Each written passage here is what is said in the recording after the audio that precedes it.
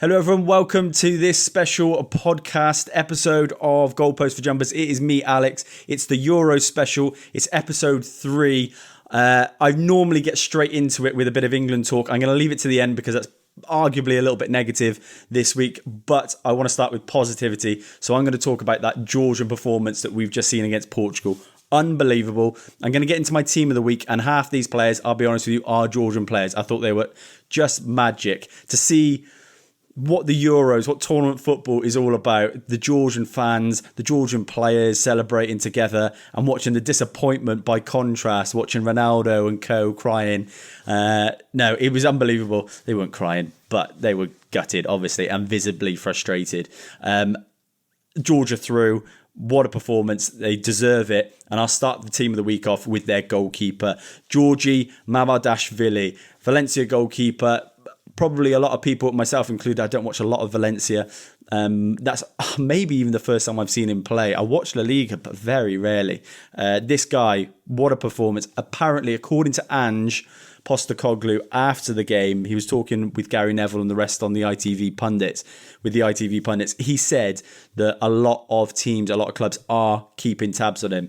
And what a performance on a world stage. He's just given some crucial saves. One from Dallo, absolutely unbelievable. Really solid saves as well at crucial times. Loads of pressure on him to perform. Big catches, big claims, used the ball really well. Yeah, top performance. At right back, arguably Belgium, they didn't get the result that they really wanted, but I think Timothy Castagne was brilliant. He made probably the match-saving block to stop Belgium going out. There was rings of boos after the game from the Belgian fans. We've seen that with England fans. We've seen that with a few of the fans disappointed with their performances so far. I thought Timothy Castagne was the standout player. Right back, I thought he was really good. At centre back, another Georgian player, the Georgia captain, Guram Kashia. I thought he was absolutely fantastic. 34, 35 years old. And to put a performance in like that against Ronaldo and co, again, fantastic performance from Georgia, and he was at the heart of it. Thought he was brilliant. Alongside him, second week in a row, Mark Guay, England's best player so far in this tournament, and it's a centre half. I think there's an easy way to look at it negatively, but what I will say positively, everyone was worried about this position. Everyone was worried about us defensively before coming into this tournament. And it's been arguably our best or strongest asset is our defensive capabilities. We've only conceded one goal, and it was an absolute pile driver from 40 yards, which beats every goalkeeper and arguably every defence on the planet. So, yeah, Mark Guay, another clean sheet for him. Really crucial, cynical foul, which I love from Mark Guay. This is something that England players and English players in the past don't do. We're not cynical. We're not nasty. We don't have that edge to us. And I thought, even though he'd made the mistake atoning for that error by pulling back the Slovenia player, I thought it's just something that happens all the time where English players are too nice. They let them run off them. And then there's a 2v2. He stopped that dead in the water, even though it was his mistake, and I loved it. I thought he was brilliant all round, and I thought again, our best player. Left back, I've gone with Josko Gvardiol, the Man City fullback. It's not that he was a brilliant for Croatia. It was that he was the player that I thought he was before he joined Man City. A centre-half, is what I thought Man City was signing, but someone who can just as easily fill in at fullback. I think Croatia for 96, 97 minutes, whatever it was, to keep a clean sheet up until that point were brilliant. Gvardiol, I thought, was the pick of the players in terms of progressing play from the back to the front.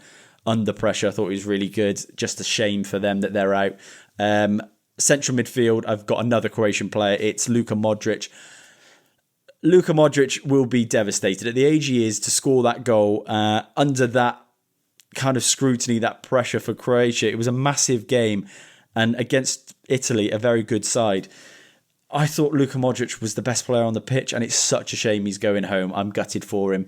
But what a career he's had on the international stage, taking his team to a World Cup final. Really impressive. Luka Modric has been the heart of that. Alongside him, Marcel Sabitzer. Austria looked the form side, and who could have predicted it? Well, I did. And I told you right at the start, watch out for Austria. And Marcel Sabitzer, not the same one that we probably saw at Man United. Someone who's probably arguably one of the shocks of the tournament. I'll get into that a little bit later in the episode. But yeah, fantastic finish for the winning goal for Austria, and to see them top the group in a group of France and Netherlands and Poland, top draw. Finishing off that midfield, I've got Georgi Chakfatadze. He was unbelievable. I think he plays for Watford, this guy. And he's just out there playing against Portugal in a European Championship tournament. Not just a Portuguese side. I mean, look, they dropped some players. They dropped some big players in that midfield. But still, they still had some top centre midfielders. And I thought he was the best midfielder of the bunch.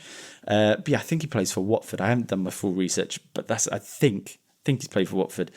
At right wing, I've gone for Francisco Conceição.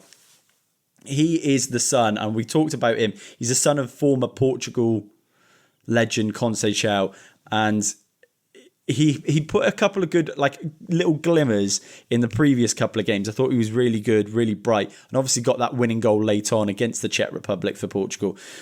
He wasn't on the end of a win this week, but I thought he was Portugal's most creative player, most dynamic player. Him and João Felix were really good. Portugal couldn't get the goal and obviously got beat 2-0, and it'll look like a terrible performance, but for a young lad, I thought he was really good. So yeah, fair play to him. Left wing, my player of the week, I probably will go for Kavica Kvaratskhelia. I know it's another Georgian player, but what a performance. Got the goal early on to give Georgia the lead, and all night was a terror. I feel so he'll play against Spain in the next round. I think it's just been confirmed. It'll be interesting to see how Spain do, because that is going to be a long night for Dani Carvajal against Kavica Kvaratskhelia. I thought he was brilliant once again, but his first touch, immaculate. This is a time, I said on the podcast, start of last season, I said, don't go too far on this guy. It's early days. I think now is a perfect time. As the hype's just died down on him, I think PSG are rumoured to be in talks with him, but as the hype's just died down on him after last season, it was a little bit of a stop-start season for him last season. People were comparing him, saying he's the best left winger in the world after one season. He's really, really good, but now's the time to go and buy him. I don't know what his release clause may be from Napoli, but if you're Man United or a team like that who needs a left winger, there's your guy. He's class. Striker, he's the tournament's leading goal scorer, and not a single one of you would have picked this. Georgis Mikotadze. On loan at Metz for a couple of seasons. Apparently he belongs to Ajax, but he's scored quite a few goals. But I think that was in the French second division, possibly, and then when they got promoted. But a player who's by far and away not playing at the highest level of football. He's the top goal scorer in the championship so far, and he's got another goal this week. Scored in every game. 3 goals for him so far, which is just magic. And the stuff dreams are made of. Still, I think only 23, so big future ahead of him. Ajax might have a top striker. That's my team of the week. Let's get on to the England performance. What do we think? If we're honest, probably since I last spoke to you, we've had 2 games. We had the Denmark game, which was an absolute shambles, let's be honest with ourselves. It was. And then we've just had the Slovenia game, which was a little bit better. It's not ideal, but a little bit better. Standout performances. Let's do some positives. I said Mark Guehi before. I think he is England's best centre-half, and I think he's outshining John Stones in that position as well. John Stones has been the one that I've kind of felt a little bit on edge when he's had the ball. Mark Guehi, I don't feel like that. And I don't know why that is. You know, a less experienced player. He's never been to an international tournament, but he's just so cool, so calm. Even the England players, when you see them talk about him, they see his calmness, and I think that radiates, especially from a centre-half. You need that calmness. John Stones is normally that kind of calming presence. I don't think he's been that this tournament, but Mark Guehi, luckily, has stepped up, and he's been that. And again, like I said, the cynical yellow card, I like a little bit of just gamesmanship. Rodri does it. You look at Giorgio Chiellini, one of the best centre-halves we've ever seen. He was at that nasty streak, and just that naughty streak where you're just like, when it's the right time. I think that's the key. With Mark Guehi, that was the right time. He'd made the error, atoned for the error, but did it in a really clever way, in someone who's like a wily old centre-half type of way, and he's only 23. So yeah, thought that was brilliant, and Mark Guehi's been the player of the tournament. Bukayo Saka, I feel sorry for him. Kyle Walker's not had the best tournament so far. Some of the balls that he's playing into Saka and what Saka's had to deal with has been pretty dire for a right back who is arguably the best right back in the world. I think he's been really off the money, and Bukayo Saka not getting the service, but I think every time he does play, he's our one outlet that I feel like he's bright, he's energetic, he'll get at a fullback. We don't have that on the left side, and for God's sake, Gareth Southgate put Anthony Gordon down that left-hand side. I think because we don't have that left-hand side outlet and everything's going down the right, it's making it so much easier to play against Saka, and Saka should be absolutely tearing fullbacks apart. But you'll notice throughout games, after a while, they'll start doubling up on him, and they can afford to do that because we're so impotent down that left-hand side. Saka down that right-hand side needs help, and I think the way that comes is putting a left winger who's going to really pin back midfield and the fullbacks so they're not coming across and doubling up on that side. You want as an attacking outlet, it seems obvious, you want two wingers, you want the defence to be constantly thinking about both sides. When you're concentrating on one side, it's much easier. That is obvious. Put Gordon down the left wing, for Christ's sake. Talking of Gordon, he, I thought, was a little bit of positivity in that Slovenia game as well. For God's sake, start him. It's one of those things with Gordon. It's exactly what we need, but it's exactly what we seem to be doing everything in our power, Gareth Southgate's power, to avoid. Someone who can get down there, be direct, get in behind and worry fullbacks. He's not taken Marcus Rashford, and I understand that. At this point, we probably wish we had have. But if you're not taking Rashford, why are we playing Phil Foden left wing? It's killing me. It's killing me. And the thing is with Foden, I get what he's trying to do. I don't actually think Foden's performances are necessarily his fault, but he's been asked to play in a position which is not his strongest position. I have been crying out for Phil Foden to play in the 10, and it's killing me that it's taken this long for a top-level coach to realise it. And I am Gareth Southgate's biggest fan. You'll not find a bigger fan than me.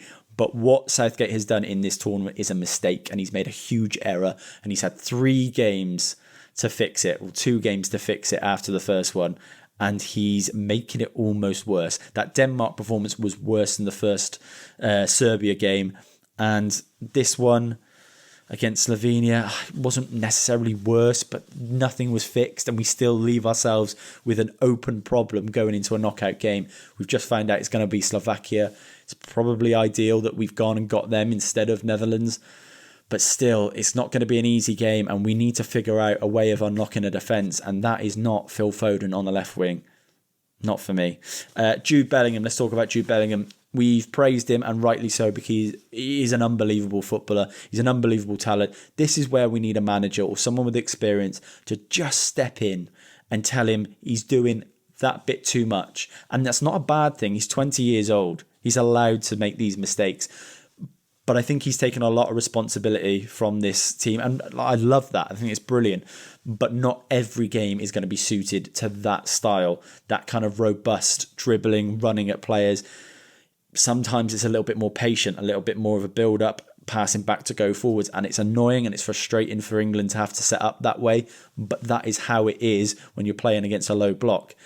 Bellingham dribbling out of nowhere for the sake of dribbling is not going to help this England side. Him sitting back and then being dynamic, getting forward rather than coming backwards that way and dribbling out of nowhere is not going to help us. I think it's one of those for Gareth. He needs to nip it in the bud now, and it's early days in the tournament. In that, if we are going to go to the final, we've got 3 or 4 games to sort this out and get Bellingham right and ready. But the problem is, I think if Bellingham puts in another performance like that, and England do struggle to score, Slovakia could easily go up the other end and score, and we're out of the tournament before it's even gotten started. So, look, Bellingham, I would say, don't worry about him. He's going to be fine. But I would urge someone with a bit of experience in this squad, or Southgate, or one of the coaches, just say, you don't have to do it all yourself. It's not all about Jude Bellingham.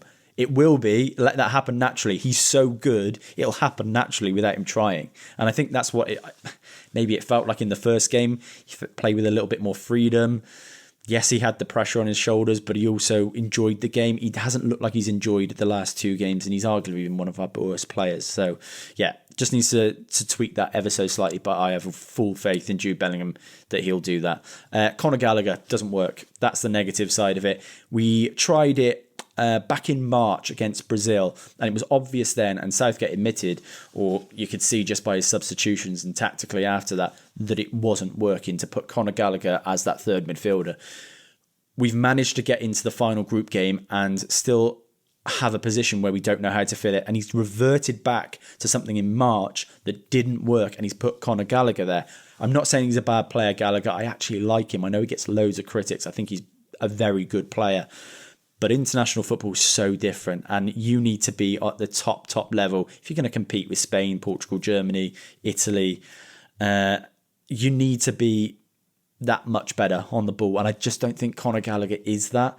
And this is where I have been screaming for Phil Foden to play in that position, because we need someone technical, someone who can receive the ball, use the ball really smartly, but dictate play. And that is the position that we're missing. Every team or top team seems to have that. A Toni Kroos, a Jorginho, even at Portugal, you've almost got 3. You've got Vitinha, you've got Bernardo Silva, and you've got Bruno Fernandes, all of which can do that. We do have that in Phil Foden if we dropped him deeper. And it sounds mad because you're taking someone who was the player of the year last year, playing in a more advanced position. But this is where you got to remember, it's different. International football is different. Club football is different. We are not Manchester City. We're not that good. We haven't got this.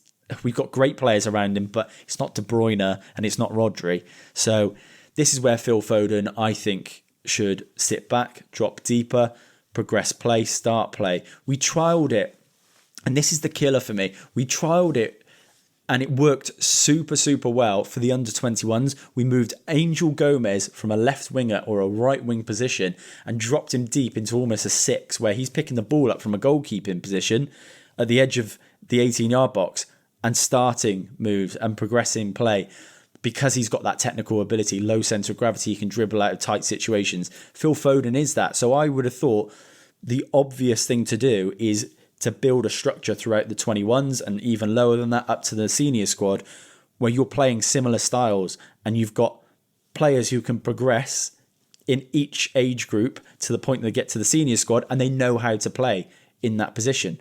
Phil Foden is the obvious choice for that, but we still keep trying to find a Calvin Phillips instead, which is the opposite to what that position needs, especially at the highest level. We have been killed for years and years, decades, every tournament by teams with a top level midfield, and it's always going to be like a Maestro, a Pirlo, a Zidane, a Kroos, a Modric. I understand these players are hard to come by, but every country has one, and we seem to try and force every single one of those players who may have the potential to be at that level. We try to force them into a number 10. We're trying to do it with Bellingham at the moment. Oh, get him forward because he's a threat on goal. It's killing us. It's killing us, and it's killed us for years. We did it with Wayne Rooney, our best player. We tried to drop him deeper. It's almost happening accidentally with Kane, where he's actually our best playmaker, dropping deeper. Phil Foden has an opportunity to cement himself in this squad and build a midfield 3 that is the best in the world. If Southgate and Holland and whoever else may be in the coaching staff sees fit that we can pull and controversially pull a number 10 or a forward-thinking player into a deeper position, I think Phil Foden's just absolutely made for it. Absolutely made for it. And I don't mind being, criticised for that opinion, because I know it's out there and it's outlandish, but it's the obvious. Even France have done it. France have taken a striker in Antoine Griezmann, dropped him into a midfield role where he's playing super deep, but he starts everything. Griezmann's behind everything. It's not that you can't get forward as well, but I think if we're going to let other teams, a Fernandes, a Kroos, a Modric and a Griezmann or someone like that do that to us, then what is our answer? And it's not Conor Gallagher. It's not. Week summary. I, at the start of the tournament, gave a couple of predictions who I thought was going to be top goal scorer, player of the tournament, etc. I'm going through it week by week to show you how wrong I am or have been. I said top scorer Ronaldo, another game without a goal. The fortunate thing is, for me, in my prediction there, is that there's only 3 goals that's got top spot. Who's going to be top scorer? I've said, if I'm going to change my opinion now, maybe Morata, I said last week, or Füllkrug. One of the two. Füllkrug, if he starts for Germany, I think they'll go a long way, so has the opportunity to score a lot of goals. Morata always has an opportunity to score goals for that Spain side. I said player of the tournament, Ronaldo, because I thought he was going to score instead of throwing his toys out the pram. His performances haven't been bad, and anyone who says they've been bad just aren't watching Portugal games, and that's fine if you don't, but don't have an opinion on it. He's playing as a centre forward, so it's been quite difficult. He's been double marked in every game. He should have had about 2 or 3 penalties in that Georgia game, if we're honest with ourselves, but his attitude is slightly worrying. He could have got himself sent off tonight against Georgia, so I don't know. Look, a hat-trick away from being top goal scorer, and just don't put it past Ronaldo. But player of the tournament-wise, probably going to be to someone more like a Musiala, someone who's scored goals, who's influencing their team and pushing them on. Depends who wins the tournament, obviously, but maybe if I'm looking at it now, I'd probably stick with Musiala, who I said last week. Surprise team. I started out with Scotland. They're out. Bye. But I've gone for Romania. Romania and Georgia, those 2 teams are 2 performances that I think are my favourite so far. A team that just runs everywhere. That Georgia performance is my favourite, but the Romania performance against Ukraine, I think, is a close second. I'm probably going to say surprise team. It'll be one of those 2 just for getting out the group. I think is pretty impressive. Surprise player, I said Dovbyk. He was awful this tournament. He's really let himself down. It's so unfortunate after such a brilliant season, being top goal scorer in La Liga. I've said Sabitzer is a surprise player because for Austria, a nice side of the draw, it's only England really to worry about, and Italy. If they get through that, I think they've got a nice route to the final. Sabitzer, I thought, again this week, absolutely brilliant, scored the winning goal.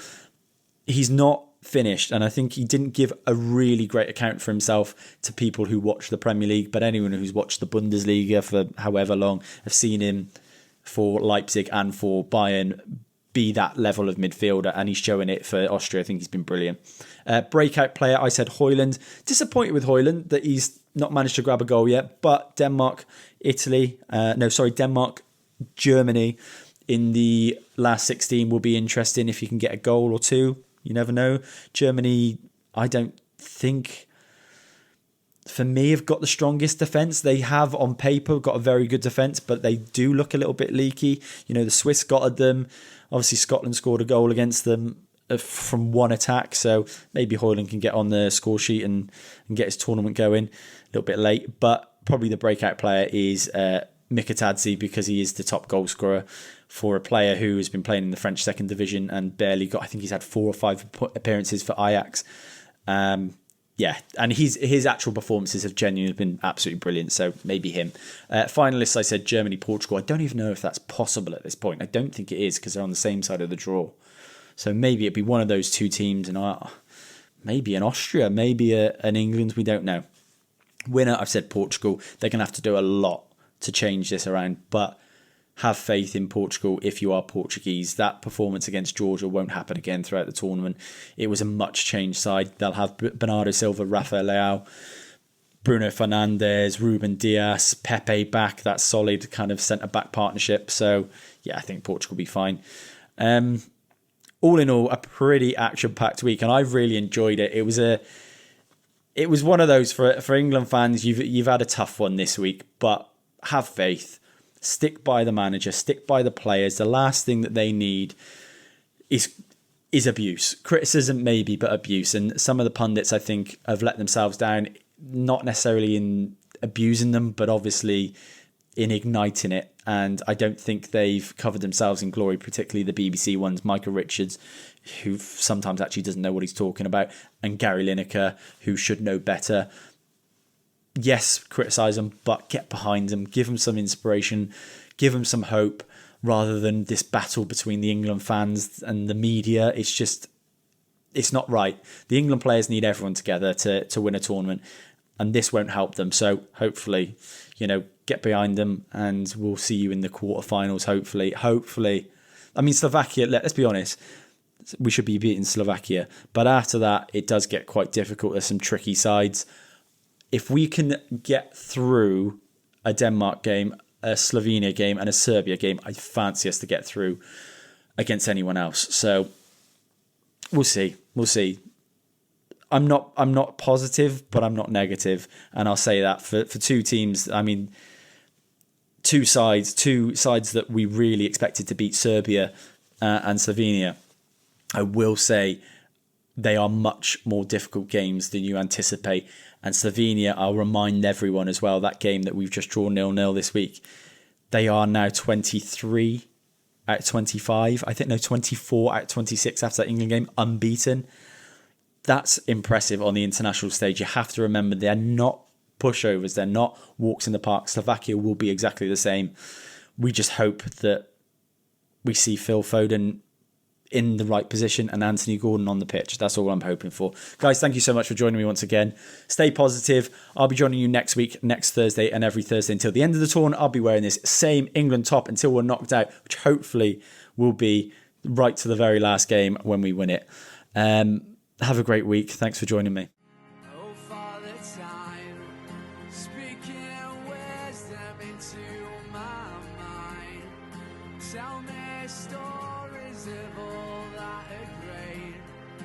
Cherish these days before it's too late.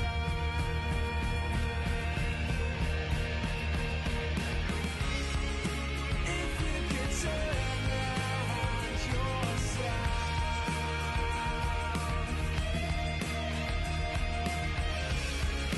would you hold on to your world?